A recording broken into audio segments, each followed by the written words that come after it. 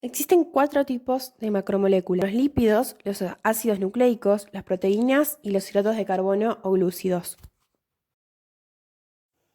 El monómero de los ácidos nucleicos se llama nucleótido y este consta de una base nitrogenada, un fosfato y una pentosa o glucídico. Y para unir todas estas partes existen dos enlaces. El primero es el enlace fosfoéster y el segundo es el enlace N-glucídico. La diferencia entre un nucleótido y un nucleósido radica en su estructura, ya que el nucleósido consta solamente de la base nitrogenada y la pentosa glúcido.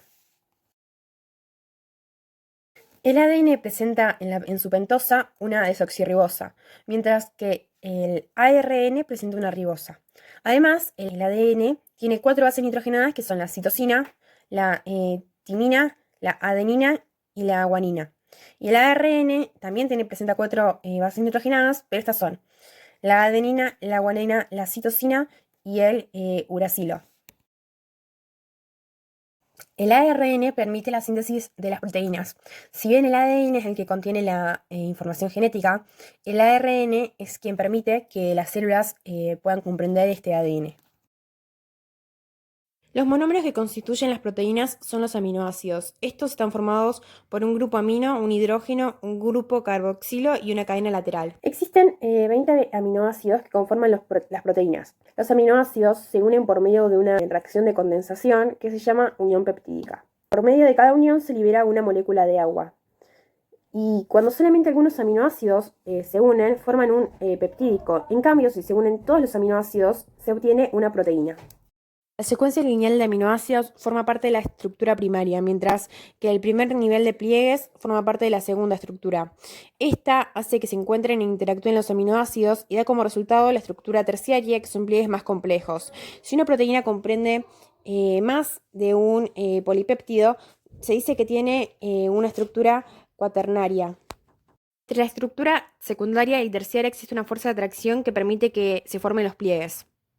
Las proteínas tienen 5 funciones. Una de ellas es la función estructural, ya que algunas constituyen estructuras celulares. Actúan como receptores y facilitan el transporte de ciertas sustancias. Otra de sus funciones es la enzimática, ya que estas son las proteínas más especializadas y actúan como biocatalizadores de las reacciones químicas de ciertos metabolismos celulares. Otra de sus funciones es la regulación, ya que se encargan de regular la expresión de ciertos genes y la división celular. También podemos encontrar como una de sus funciones la función defensiva, ya que actúan como anticuerpos frente a los antígenos. Y por último está la función de transporte, ya que por ejemplo como la hemoglobina se encargan de transportar el oxígeno. Los hidratos de carbono son los polímeros cuyos monómeros son los monosacáridos.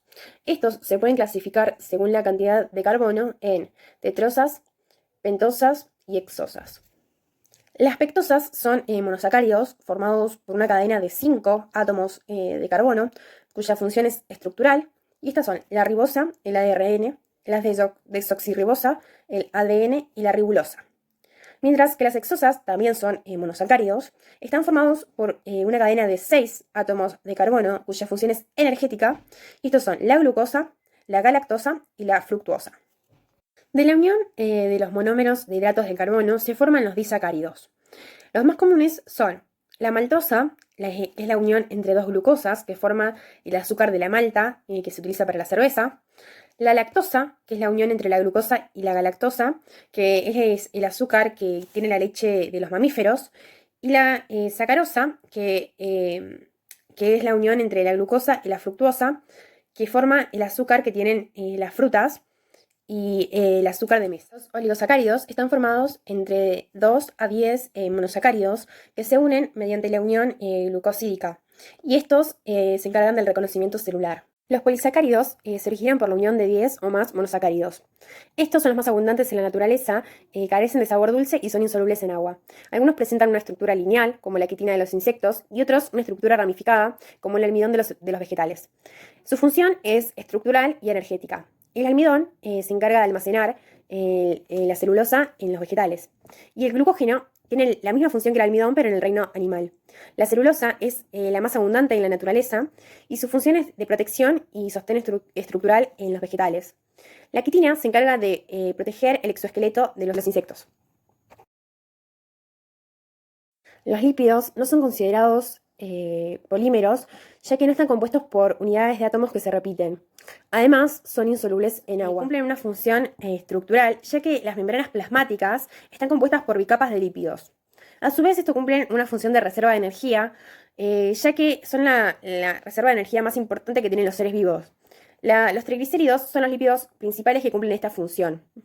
Otra de las funciones de los lípidos es la regulación, ya que regulan hormonas y vitaminas que se encargan de procesos determinados a lo largo de la vida de los seres vivos. Los lípidos se pueden clasificar teniendo en cuenta si tienen o no ácidos grasos. En el caso de contener ácidos grasos, se los clasifica como lípidos saponificables, y en el caso de que estos no los contengan, como lípidos insaponificables. Las grasas son sustancias orgánicas, ya que están compuestas por carbono, oxígeno e hidrógeno, y son lípidos saponificables. Las ceras que recubren las hojas tienen una propiedad hidrofóbica, es decir, que repelen el agua, y por eso evitan que el agua penetre sobre la superficie. Los fosfolípidos son lípidos especializados que conforman la membrana plasmática. Estos se encuentran organizados en bicapas, ya que el fosfolípido presenta dos partes. La cabeza, que es hidrofílica, es decir, que no pasa nada si está en contacto con el agua, y las colas, que son hidrofóbicas, es decir, que repelen el agua.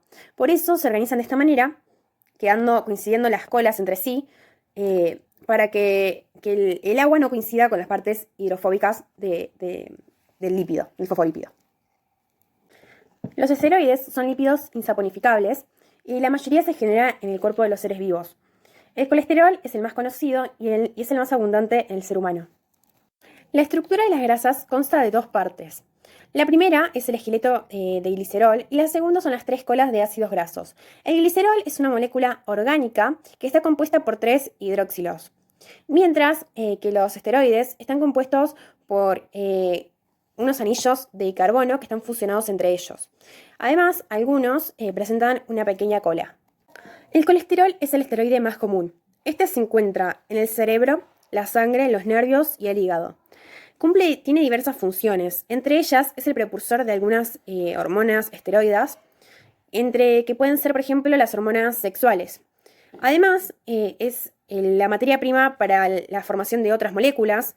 También es muy importante para las membranas plasmáticas, ya que altera su fluidez y dinámica, y para la absorción del calcio.